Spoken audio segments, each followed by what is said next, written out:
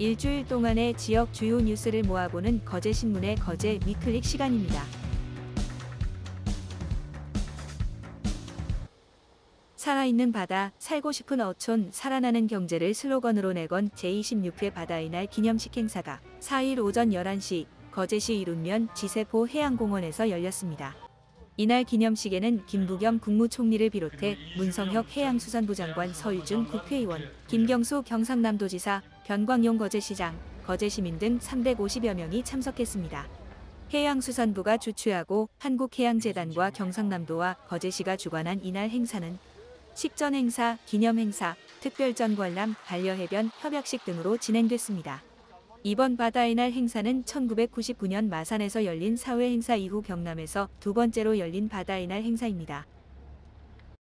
이주 문제 등으로 지심도 주민들과 갈등을 겪어온 거제시가 주민 강제 이주는 없다는 원칙에 따라 갈등을 마무리했습니다. 거제시와 지심도 주민들은 국민권익위원회 주재로 여러 차례 조정회의를 거쳐 지난 1일 상생방안 마련을 위한 조정서 협약을 체결했습니다.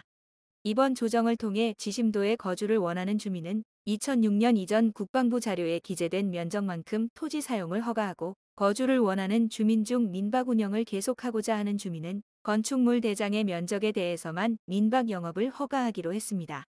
또한 지심도 거주를 원하는 주민 중 민박 영업을 포기한 주민은 옛 국방과학연구소에 상업시설 운영권을 부여하기로 하였으며 이주를 원하는 주민은 토지보상법을 준용해 보상한다고 합니다.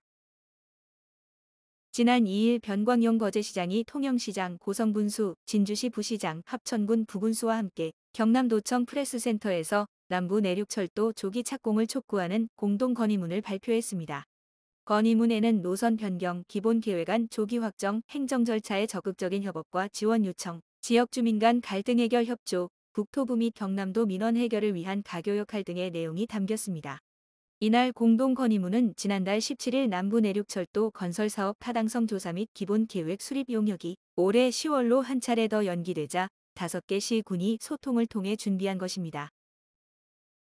경상남도는 2021년 1월 1일 기준 도내 431만 필지에 대한 개별 공시지가를 지난달 31일 공시했습니다.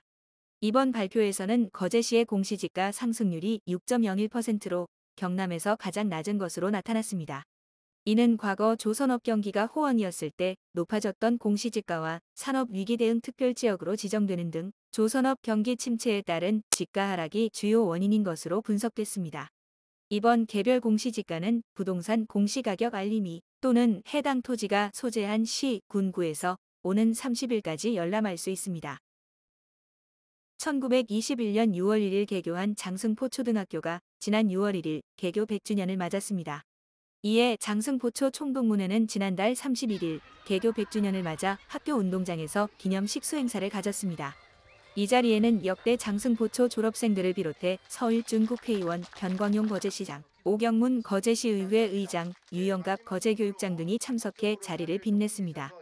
지금까지 총 96회의 졸업식을 치르며 1만 7천여 명의 졸업생을 배출한 장승포초등학교는 1907년 개교한 거제초등학교에 이어 거제 지역에서는 두 번째로 긴 역사를 자랑합니다. 거제신문의 유튜브 방송국 거제신문방송을 구독해주시고 인증샷을 보내주시는 분들께 거제 서맨 섬길과 거제 다크 투어 가이드북 중 원하시는 한 권을 보내드립니다.